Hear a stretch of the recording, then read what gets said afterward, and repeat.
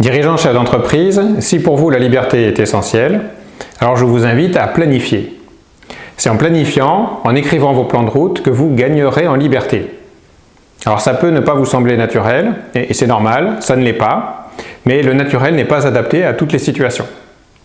Prenez l'exemple du tournesol. Vous savez qu'à chaque instant, dans la journée, il s'oriente vers le soleil. Il le fait naturellement, il n'a pas besoin d'y réfléchir. Et c'est pas sorcier, le tournesol opère ainsi parce que la partie de la tige qui est à l'ombre pousse plus vite que celle qui est exposée et ça fait pencher la tête du tournesol vers le soleil. Le soleil passe, le tournesol suit, le soleil passe, le tournesol suit. Et ça pourrait durer indéfiniment, sauf qu'au bout d'un moment, le tournesol s'épuise et ça s'arrête. Alors, il y a plein d'autres choses qui se font naturellement. Prenez votre agenda, par exemple, votre temps.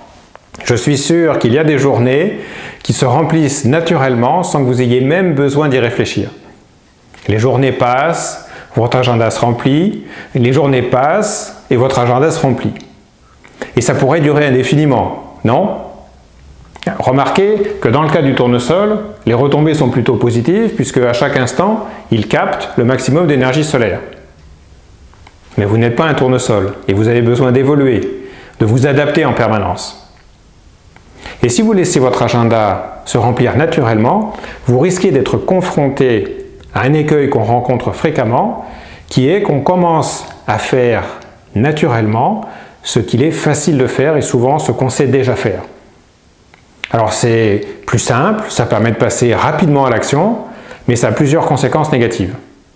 Premièrement, si on fait toujours ce qu'on sait déjà faire, eh bien on ne met pas en place de nouvelles façons de faire, de nouvelles façons d'agir, et on risque fort d'être confronté toujours aux mêmes insatisfactions. Et deuxièmement, eh bien on risque aussi de se retrouver submergé de tâches à court terme qui n'ont pas de valeur ajoutée à long terme.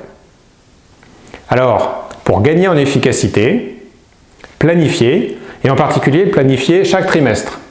C'est à la fois suffisamment court pour vous apporter de la flexibilité et suffisamment long pour vous apporter également une certaine stabilité.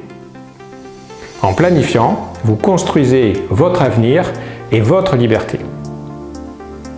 Alors pour approfondir ce concept, visionnez le webinaire que je consacre au sujet et si vous aimez cette vidéo, eh bien dites-le. Merci, à bientôt.